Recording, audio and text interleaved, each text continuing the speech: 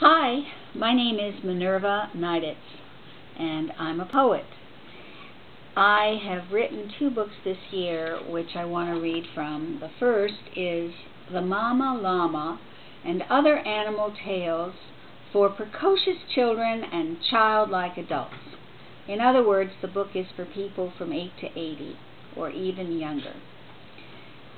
The first poem is called The Llama. And the picture of the Llama is the picture on the cover of the book. The llama is herbivorous and never is carnivorous. She wears a friendly face and has a certain grace. Up mountain slopes with rocks she copes, stays sweet and neat, and keeps high hopes of longevity. Since humans want her hair, she doesn't really care if she looks a little bare, because her flesh is fair. She ages like a pear. Her coat's not custom wear. Unlike the polar bear, she doesn't dare to stare. She glances, entrances, appears quite debonair. The next poem is called If Fishes Had Wishes, and you see the 2 fish jumping out of the dish.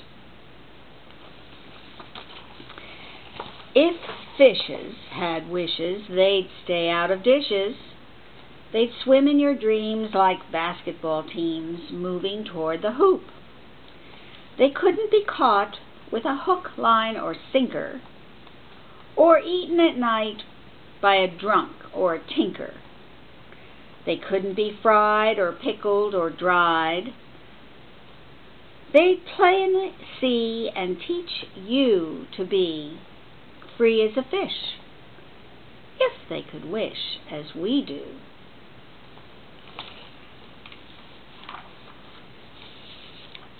If you know the Babar books, this illustration will remind you of Babar.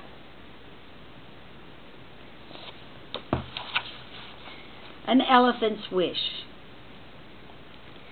I'd like to see an elephant, to look into his eye and ask him if he truly likes to be so very high.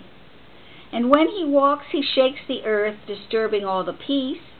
Is that something he wants to do, to frighten man and beast? Perhaps he'd like to be quite small and live a boring life.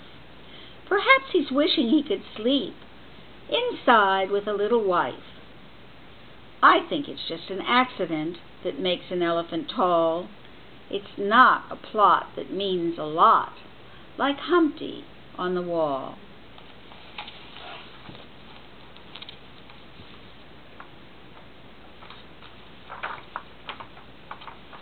And here's a limerick about a spider. That object on the wall will become quite clear to you. There once was a spider named Alice, who lived all alone in her palace. She didn't catch flies or tell spider lies. She lived like a queen without malice. She spent the whole day reading books.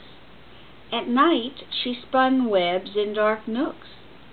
When daylight arose, she'd clean her 8 toes and hang her pajamas on hooks. A tidy spider was Alice. She refused to be mean, tough, or callous. Happy to be alone and carefree, a peaceful spider was Alice.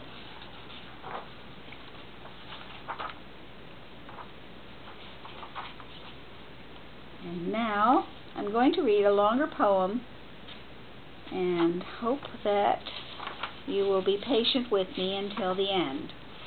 It's a takeoff on owls and cats.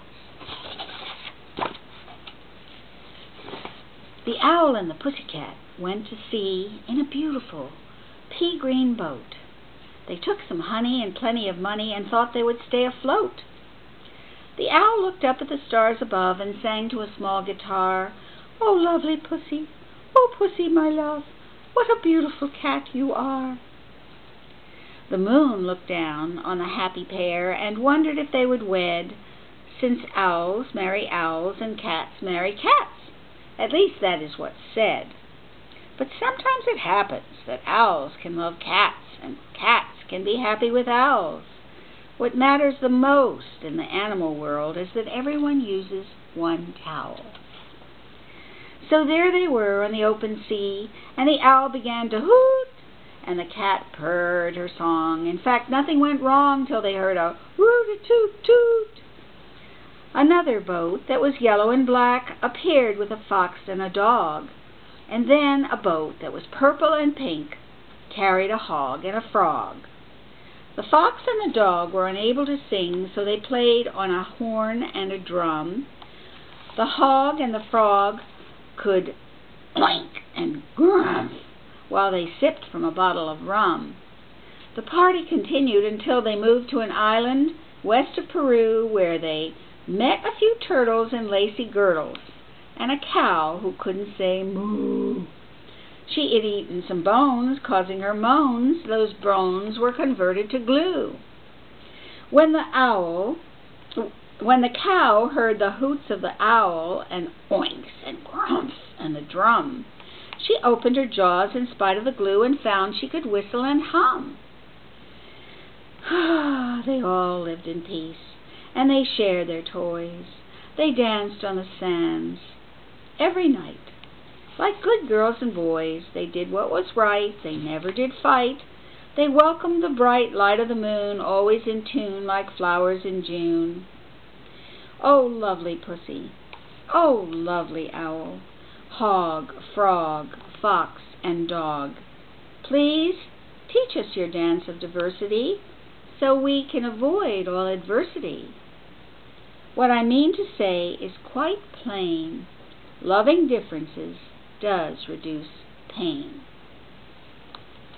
Now, if you'd like a copy of this book, you can write to me at mniditz@msn.com or call me at 860-560-9574.